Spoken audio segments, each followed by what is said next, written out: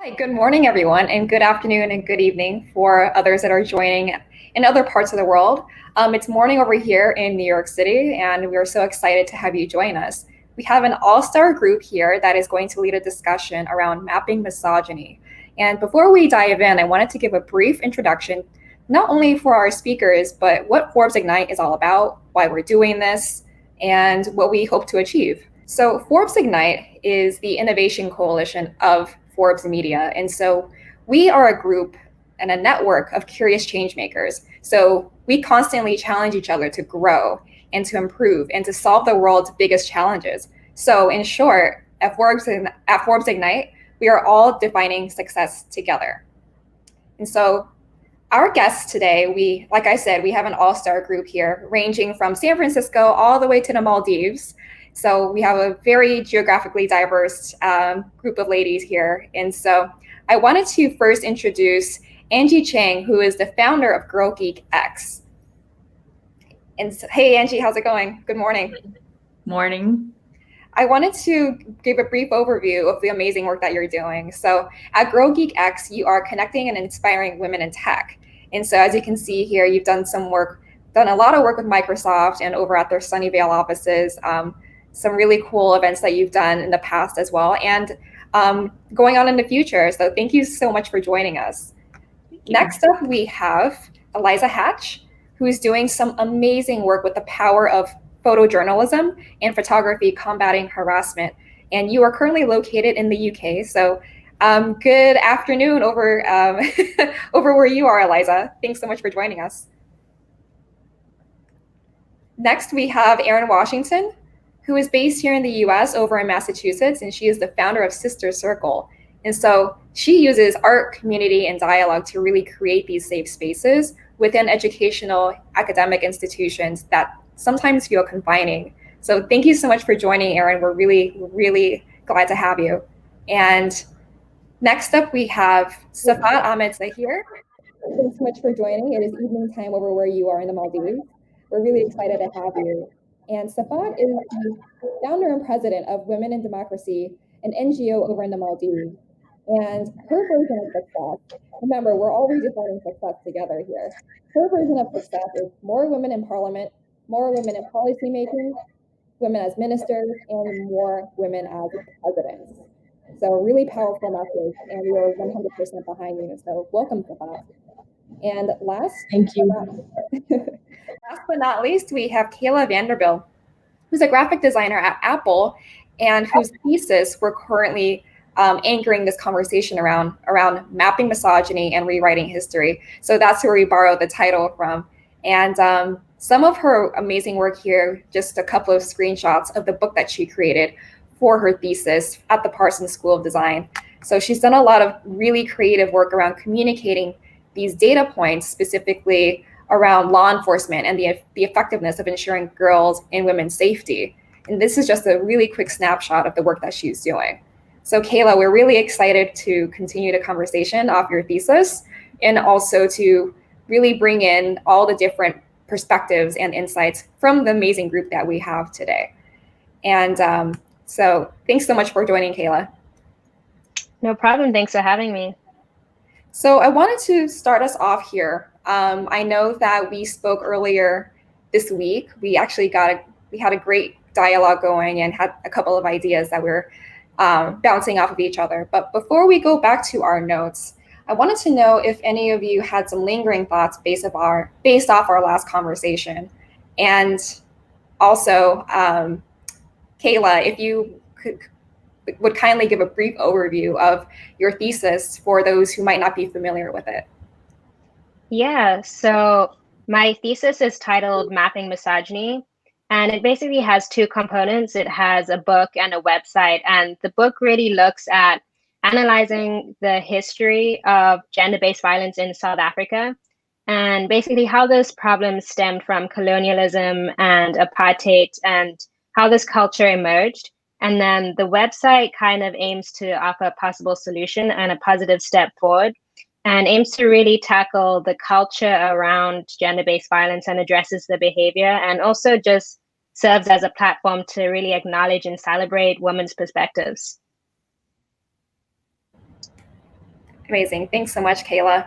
And so right off the top of your head, what are some of the things that what Kayla just said really reminds you of some of the work that you're doing, and how does your work weigh in on this challenge? And how are we finding steps closer to finding solutions here? Safaath, do you have any thoughts that you'd like to share? Yeah, thank you first of all for having us, and thank you for this opportunity. Misogyny is a area whereby we have been working for so many years as well. Misogyny is obviously a hatred towards women, and it has taken shape in multiple forms, such as the male privilege, patriarchy, double standards against women, and of course sexual harassment, belittling of women. And our work mostly in the Maldives, what we are doing is currently trying to challenge this norm, or this ideology that has spreaded so much within our community and all over the world, that it has rather become the norm, rather become a normal thing or normal ideology that we follow. Um, so part of the things that we are trying to do in combating and challenging this culture is one project that we are currently leading. Is we are trying to improve women's representation in leadership positions. This is a very prominent and prevalent problem in Asian countries, I think, as well as in the world.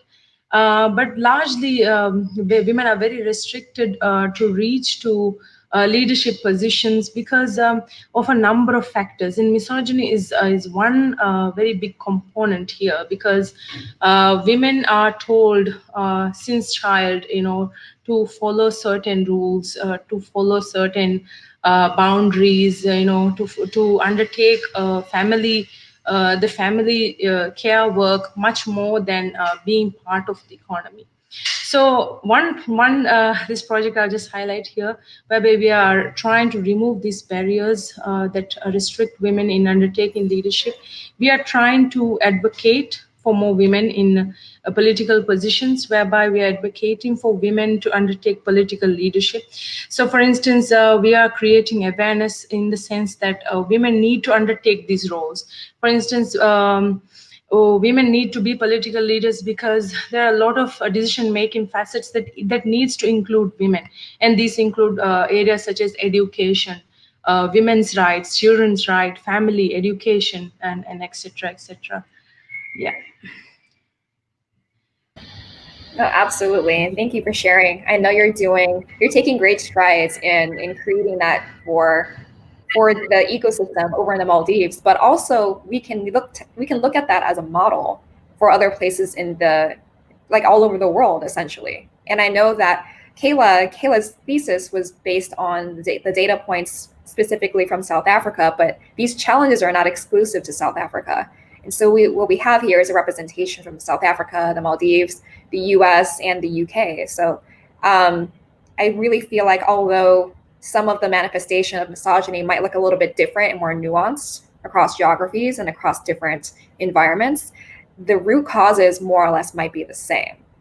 And so we'd like to dig a little deeper. And what patterns have you seen, Eliza, based on your photojournalism and the stories that you've helped uncover? Yeah, so that is a pattern which I've seen in my work. My work is focused on retelling stories of sexual harassment by photographing women and girls in the place that they experienced it and using these surroundings as a stage to speak out and reclaim the experience. And it's something which I started in London and which I take all over the world. It's gone to the US, Mexico, Sri Lanka, and Japan.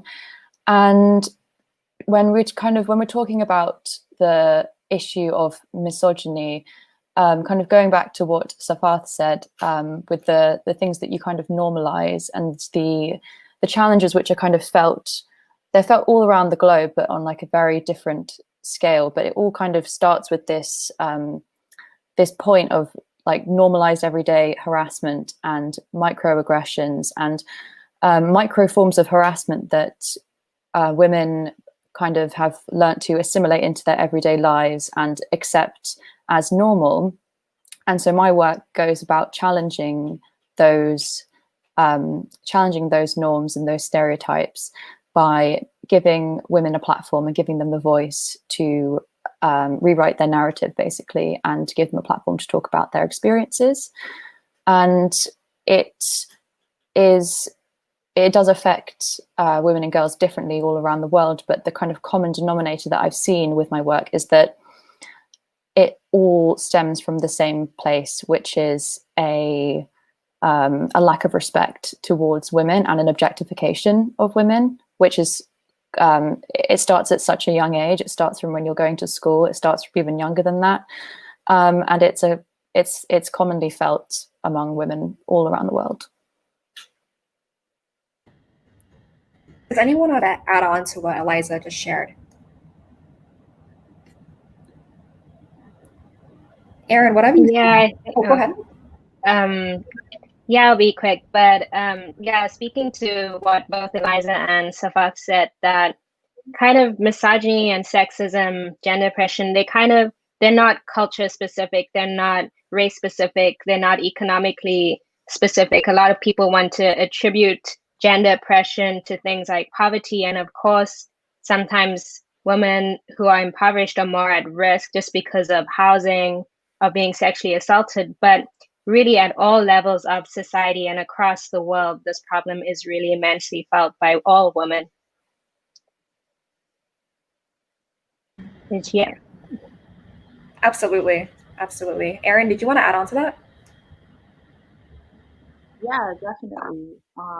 And I think also it's about empowering yourself as well, right? Like once we enter spaces of oppression and we experience misogyny, then we have to decide, okay, what do we do about it? How do we move forward as women to still continue to navigate and be our best selves and still reclaim all the things that we want to do? Because we are still artists, we are still professionals, and we have to move through it. So with the Sister Circle, for example, what we do is we create a space for artists, Black and Brown, Latinx, Asian, women, trans, identifying makers to come together and be able to support each other and empower each other and hear each other in the space, because a lot of the times we do just need to see each other. We do need to have community and dialogue with each other so we can validate the experiences of misogyny that we do experience. It's very important.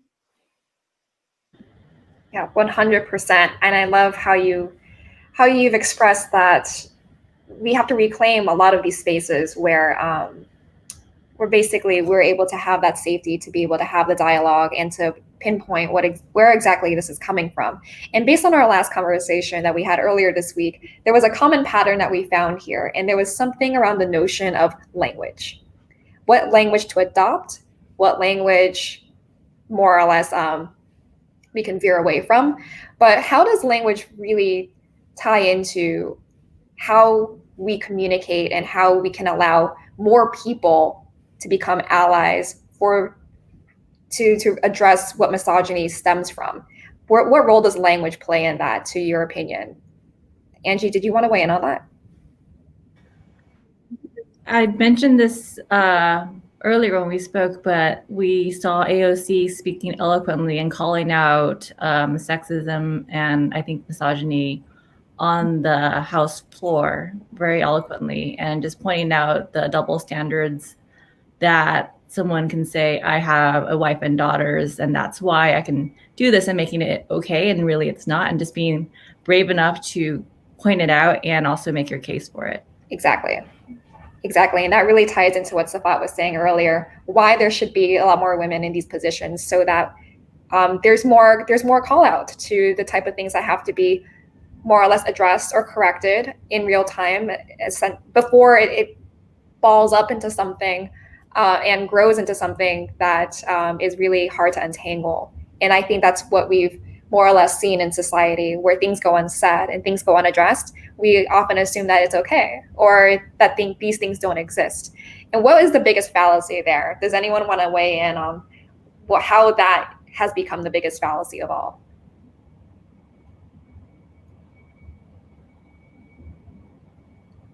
Kayla, did you want to weigh in on how essentially just because we don't often hear about these things or we don't communicate these things in a personalized or essentially a way for people to understand it very easily, how has your work helped communicate what these data points have been, and basically how these data points have helped communicate what's really happening in the world right now versus sweeping it under a rug?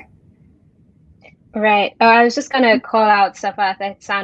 I thought she was gonna say something, but her mic was muted. But happy to address the question. So yeah, the data points, it made the situation more like tangible, if that makes sense. It made it more upfront and blatant. And I tried to design my thesis in a way that was accessible for a lot of audiences and easily understood, so that even if you're not familiar with the topic of gender-based violence in South Africa, you could still look at the data design, the information design, and understand the problem just by the way I designed the numbers and like the graphs and things like that. And it definitely, like, just seeing the statistics, it was a very confronting experience for me personally, and I think as well for my thesis class, who are also very familiar with my work. It was just just to see statistics like every 26 seconds a woman is raped, and just things like that, and every about 4 hours in South Africa a woman is killed. So to see things like that visually communicated, it made the situation and the problem definitely more enhanced, and they saw it as a very real problem. Absolutely. I feel like there's a common thread here. By communicating and visualizing what these data points are and what this information represents, that's also a very, very common thread with Eliza's work as well. I love how you mentioned that you are having these women really recount what happened to them in where it happened. That's a really powerful thing. And it's also like what Erin was saying, you are reclaiming these spaces. This is no longer something that once was traumatic to you is turned into a point of empowerment for you. Yeah, and I think it's also really important to kind of shine a light on the experiences that we don't often get to hear, and especially from voices who we don't often get to hear in the mainstream media as well, which is why I like to kind of have this platform where everybody's voice is heard, because often when you are experiencing sexual harassment, street harassment, sexual abuse, all forms of abuse, it's happening in private or is happening away from where everybody can see. And most often when you do experience sexual harassment, you don't tell anyone about it. You kind of keep it to yourself, you internalize it, because there's such a there's just so much shame and stigma kind of surrounding it. So I think going back to what you were saying about language, there's something really important about documenting these stories, showing the language that is so often used and so commonplace used in such a throwaway way towards women on the street and in public. I think it's really powerful to show, these real life experiences that so many women have, yet most of them just keep it to themselves and go about their day-to-day lives just as normal, and don't really share them with anyone else. So I think there's something really, I think it's really important to basically share these stories and see the words like on a page. Yeah, absolutely. And Angie, I'm really curious to hear what you think about this notion of invisibility, that these stories, like Eliza was saying, they're not being told, but these are lived experiences. And more often than not, this notion of invisibility often happens in the workplace, for example. It often happens in the places that are most visible, most public, but yet these stories are completely invisible, and therefore makes the person feel inherently invisible. So what experiences have you essentially addressed or have heard about as a common pattern within the workplace as you empower women in tech specifically to really reclaim their own spaces? I think we see now that there are a lot of platforms to create blogs. So people have shared their experiences in workplaces where there was some toxic workplace, and they've been able to narrate and explain and share their perspective. Some people may choose not to, however, for their career. People make choices about that. And I think for myself personally and my organization, because our long-term goal is being able to visualize and promote women to the most senior levels and to become recognized experts in their field, we tend to work more toward like, how can we be those role models? How can we lean in for, I don't want to say like Sheryl Sandberg lean in, but how can we really be here for the long run? And it's more for us about sharing the experiences, the challenges, and then also the part where we're empowered and overcome the trauma and move forward and work toward future goals. I'm seeing a pattern here, and you all can correct me if you feel like I'm glazing over any facets here that really need to be called out.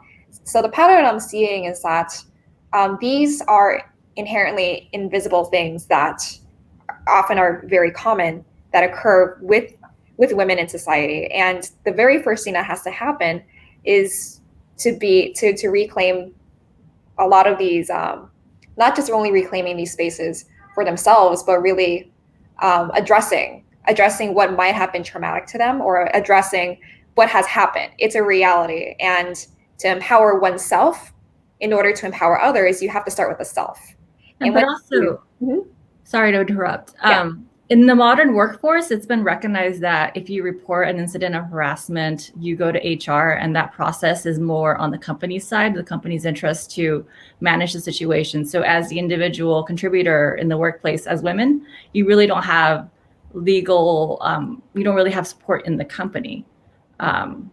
So there has been a lot of conversations about how can we provide women with support, community, and so that they stay in the workforce instead of going to HR, going through this really long process that can take years and not actually have a result that you want. So kind of changing our narratives within ourselves to recognize successes, perhaps elsewhere, perhaps, so that at the end of the day, we like women leaders and we want to support women staying in the workforce. So it's unfortunate that women have to handle their trauma, it seems like, on their own and band together into women's groups, and these whisper networks. But I have seen in the last 5 years some incidents of women coming forward and reporting sexual harassment to, say, the New York Times, and getting some good responses where male venture capitalists were called out and named, and subsequently conversations were had on, say, Twitter, where all the journalists and the tech workers hang out, and they were talking about, oh, this person, is kind of canceled, but maybe for a good reason. Was he really a good manager of funds? Do you trust this person with their money? So I think it's really sparked these conversations for the wider community, and whether people agree with you or not, they had that conversation. Absolutely. Oh, sorry, go ahead. Just adding to that, what you're saying about kind of reporting instances in the workplace and having it going through HR and everything. It's the same with reporting sexual assault and sexual abuse, and that's why there's such a low rate of reporting. I did a campaign in Sri Lanka, and one of the statistics there is 90% of women and girls experience sexual harassment on public transport, and only 4% have ever reported it. And it's because there aren't systems in place that support victims and support survivors. And so that's where social media and the mainstream media has had to step in instead of the institutions that really should be supporting women and victims of all forms of harassment and abuse. And that's kind of, why we've seen the Me Too movement take off, and I suppose accounts like mine, which are providing these equal platforms for people to share their stories without and be able to go through the process of empowerment without having to go through some arduous long process with an official, which might end up taking years and be 3 times as traumatic as the experience itself. I totally agree. To speak to that, when I was creating my project, Mapping Misogyny, I looked at a study and it looked at about 2,800 cases of sexual violence, and only about three of those convicts or like persecutors were actually sent to jail, and that's out of a pool of 2,800, and that's crazy to even grasp and to think of, and it's because there aren't these systems in place, like Eliza said, to support women throughout this really trying process, this legal process. And it's definitely a huge concern, because just for like people at the grassroots level, everyday people, there's no support for women, for victims, for survivors, unless you're really targeting someone who is famous or who is in power, which I think has been one of the falls of the Me Too movement, is that of course it's great that all of these women are coming out and telling their stories, but if they weren't targeting these huge powerful men, would their stories get the same traction? Yeah, absolutely. So as I've been listening to the conversation, in combination with what we discussed earlier this week and also what was revealed today, I'm uncovering a lot of pain points based on the experiences that you're sharing and based on the work that you're also doing as well. And two underlying needs or pain points that I'm hearing are specifically there needs to be more women undertaking political roles or decision-making power. There is a slew of reasons for that, for why that needs to happen. And secondly is what you just pointed out, where we need to have systems in place that support victims and survivors.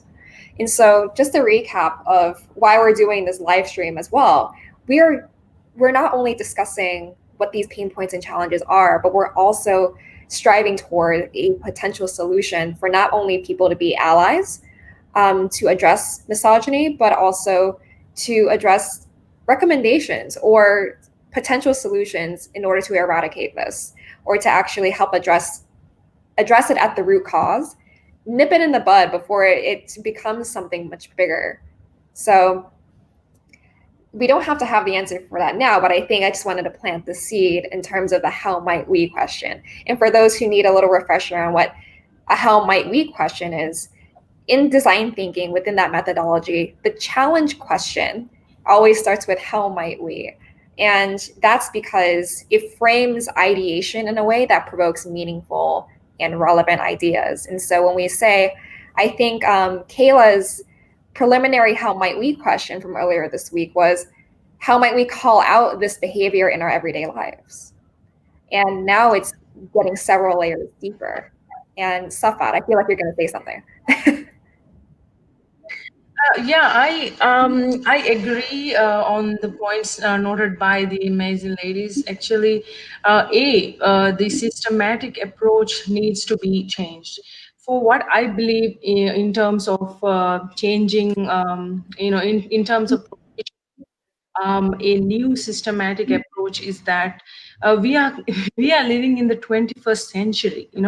It is about time for women to get fair access to justice, which can be accessed in a fast manner or in a rapid manner.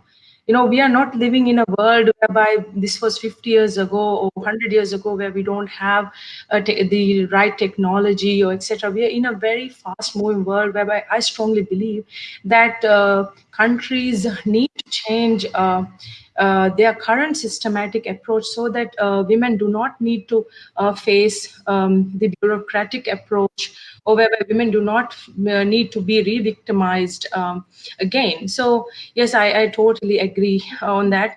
And secondly, I wanted to highlight was that in terms of all the misogynist things that we face on a daily manner, it all comes down to us and our homes, our beliefs, our ideologies. And especially when it comes to child rearing and parenting our children. So it all comes down to our own homes. Like for example, in Maldives, I have seen so many experiences I have witnessed. Like for example, the mother usually asks the daughter to do the domestic chores in the house, and her own son will rather be just sitting in the dining table. So these are things that needs to be changed. Secondly, like a lot of it is very very common among the youth, among the adolescent youth or the teenage youth, whereby they use terminologies like you're too girly, man up, so these things, it needs to be changed. So what I'm trying to say is that it also comes down to us on how we bring in the next generation as well. Yeah. Yeah, definitely. So it's happening on a lot of different sides, where you have what you described as toxic masculinity, where in order for more men, for more males to be allies against misogyny, it all really starts with the upbringing as well, is what you're saying. It starts at the home. Yes. Yes, it does. Yeah. Absolutely. Yeah, I'll just add on that. For instance, even my father, my father has been such a huge role model, even my mother. But he really played a very pivotal role, in upbringing his daughters and in empowering his daughters. So, all of his daughters got access to education and etc. etc. I think he's a very I really get a lot of inspiration for him and show him as an example to other men as well. So these things, in a nutshell, and what I'm trying to say is that we need to have more males also to support women, to empower women in a positive manner, and we need to also role model women to also empower women. Yeah. Absolutely. So I think now is a good time. I will go ahead and share my screen so that we can see a lot of the work that we've done earlier this week and what we've added to this week. And so that'll help us generate a potential challenge question, or how might we, for everyone to really ponder about, so that they can not only be allies, but how can they implement a way to address misogyny in their everyday lives, because it's happening all around us. And just because it's not being communicated every day doesn't mean it's not happening. So I think there's a lot that we can learn from your experiences and from your work here. Cool. So before we dive into the fun stuff over here, I wanted to recap a lot of the work and a lot of the ideas that came out of our previous discussion and our discussion today. Kayla's thesis really gave an educational component, as well as the website that celebrates women, very similarly to what Safaath just mentioned, that we really should be celebrating and empowering and supporting women and teaching others to do so from a very early age. That's where it starts. And it also really it's very telling from a mindset point of view that this is a humanitarian issue and it's not just a women problem. And there's also some resources that we've mentioned in the past, like For the Love of Men by Liz Plank, if I'm correct. I think that was what you mentioned, Eliza, that there's such thing as mindful masculinity, and that parenting isn't a choice where it's just defaulted to the woman alone, but there's a lot of information about inequality as well, and there's a movement specifically around Project Include about the data around inequality. So there's a lot of work being done there in Silicon Valley. And when we move over here, when we get to the preliminary how might we question, how might we call out this behavior in our everyday lives? What is this behavior exactly? And we've called it out that there's this indifference, there's unaddressed behavior, there's the lack of speaking up in the moment, and living in a patriarchy that is essentially building this pyramid of toxic behavior. And also, we need more male allies to take part in the conversation so that women are tasked to also educate. What I meant was women shouldn't be tasked to be the educators in this topic. Everyone has a part in this and everyone can be an ally. And when we skip over here, I've identified the patterns here of what the pain points are. what the needs are. And so women undertaking political roles or roles in really important decision-making processes.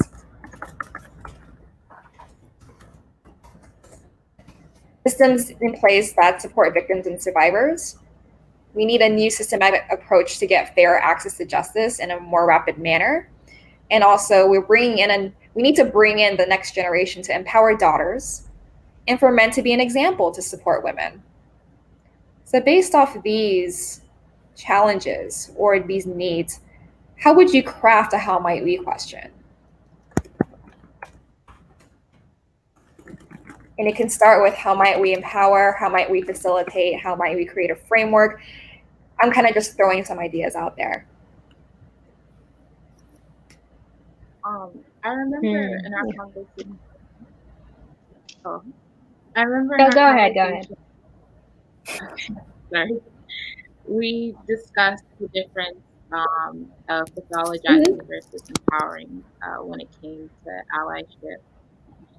And I think that's a place that we can start, right? So when we think about the ways that people who are misogynists, who pathologize women, that's by talking over us, thinking one is removed from the struggle or separate from women's issues, or correcting or giving suggestions that's kind of masked as helping.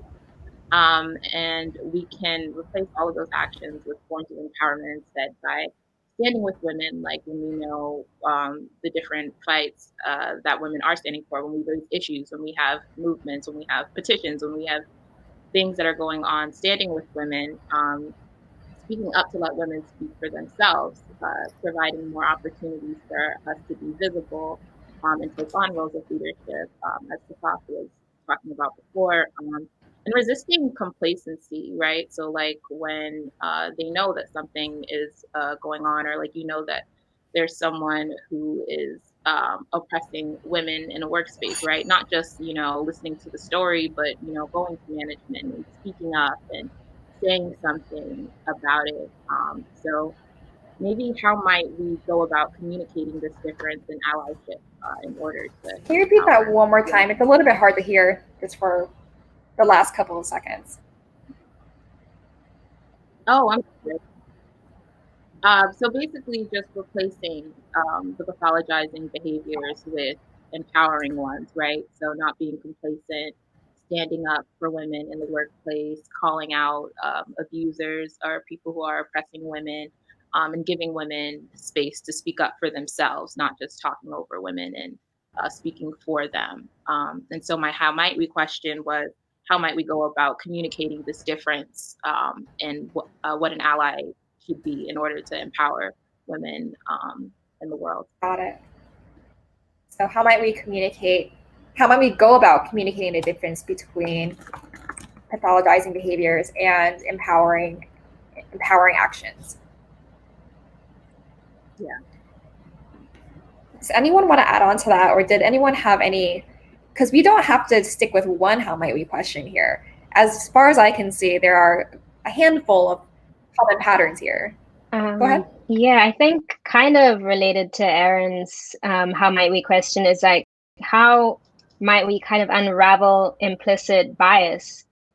Just these like subconscious beliefs that a lot of men have about women, like when you say doctor or lawyer, immediately thinking of a man, because a lot of people think that gender oppression is just these violent actions against women, and it is, but it also manifests in our daily lives, in our behavior, in our culture. And I think addressing those subtle, like just subtle beliefs that a lot of people have that they don't realize that they have is very important. Absolutely. That's a great one.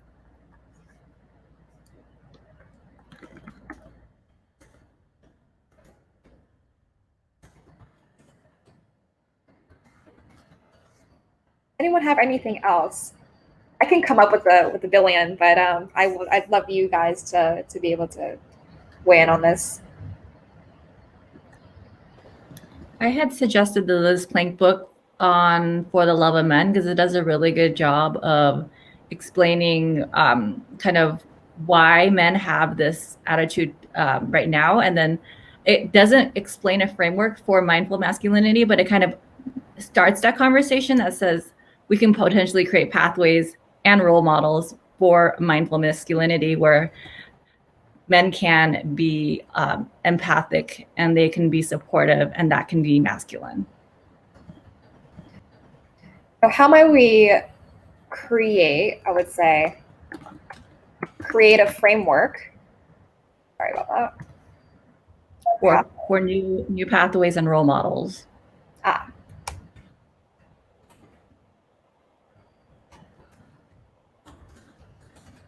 And role models.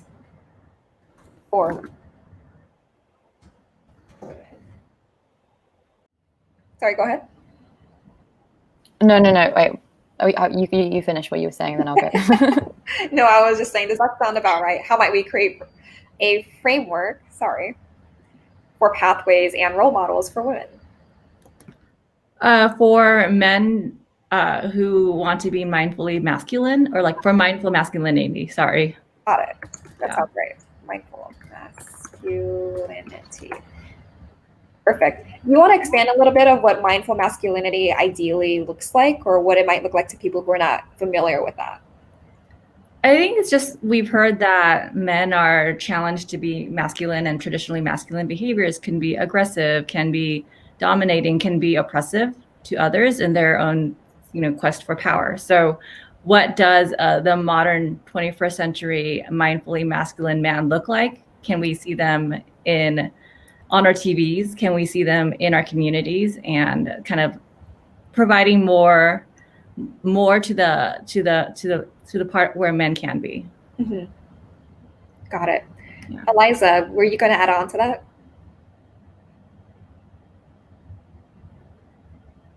Oh, you're muted. You're on mute. There we go. Yes, I was going to add to one of the points that you previously brought up about kind of calling things out in your everyday life. And I think a question which really resonates with me is how might we combat the normalization of toxic behavior in our everyday lives? And I think it's really important to kind of bring the issue as close to home as possible.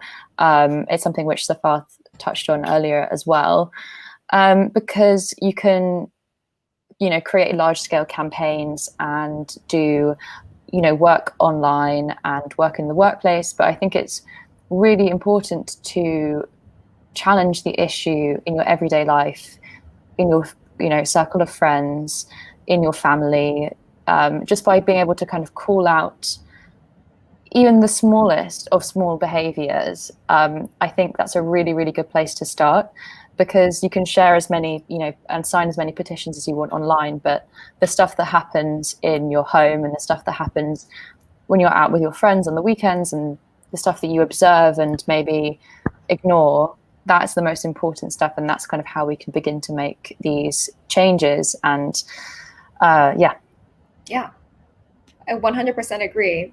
It's in the everyday behaviors, and although it might seem small to one person, that could be the difference between someone's decision to pursue a career path. It could be the person's perception of somebody else. These are all very unfortunately defining things, but these actions are not small. They're actually monumental. So I appreciate you calling that out. Erin, did you want to weigh in on any of this?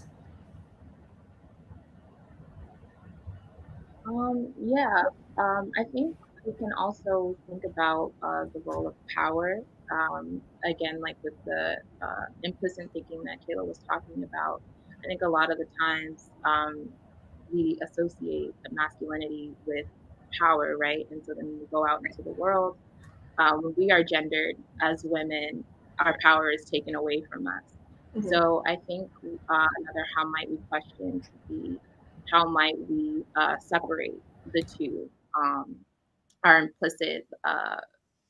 the implicit ways that we assign power based off of gender, because as we know, it's not the case, right? We do have to empower each other and also be mindful, I think, about how we are gendering each other and the values that we attach to those gendered identities. Can you repeat that last part one more time? How might we separate the implicit view or the implicit? The implicit values that we have connected with gender and power.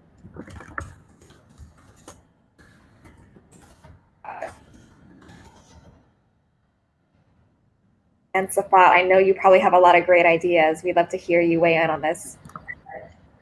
No, I think the ladies have covered it pretty much. But if I wanted to add anything,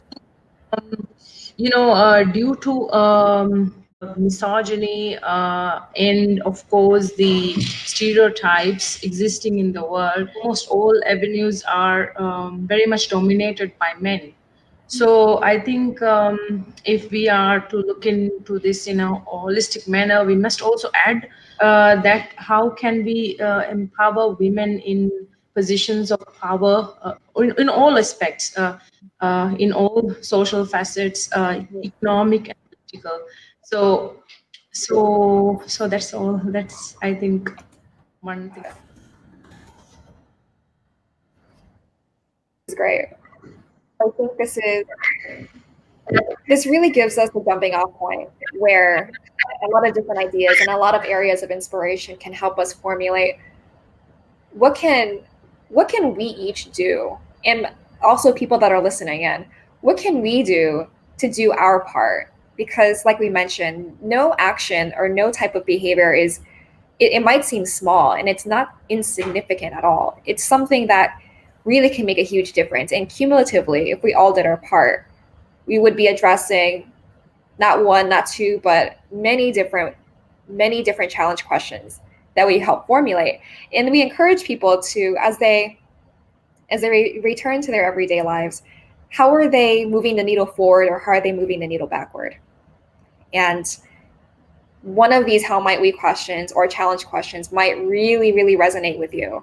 And we'd love to hear about it, either here on this live stream, or if you'd love to reach out at a later time. I'm sure our guests would love to weigh in and answer any questions that you may have. But I think we all had a really, really fruitful and productive discussion about our how might we questions and what the potential solutions might be.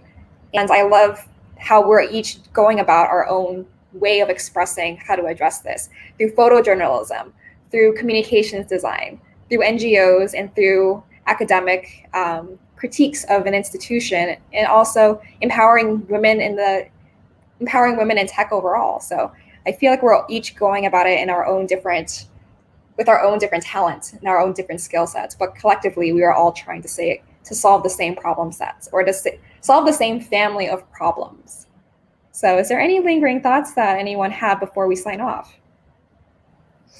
Yeah, I think it's really kind of powerful how there are so many different facets and so many different women working in different fields, all kind of working towards this one goal. Yet often I think the term activist or activism seems quite like an alienating term for a lot of people, because like when you think of the word activist, you think of someone going to Parliament and signing a petition, starting a petition, whereas you can go about changing things and changing issues in so many different ways, just like all of us are doing in our different like varied formats. And so it's just not a linear journey whatsoever, and it's not specific to any kind of practice. So yeah, I just want to say that I think that I really appreciate what everyone's doing. Yeah, same here. I really appreciate all of you, and yeah, thank you all so much for an incredibly productive and insightful conversation and potential solutions forward. So thank you all, and I hope you enjoy the rest of your day. Cheers. Thanks so much. Thank you. Thank you.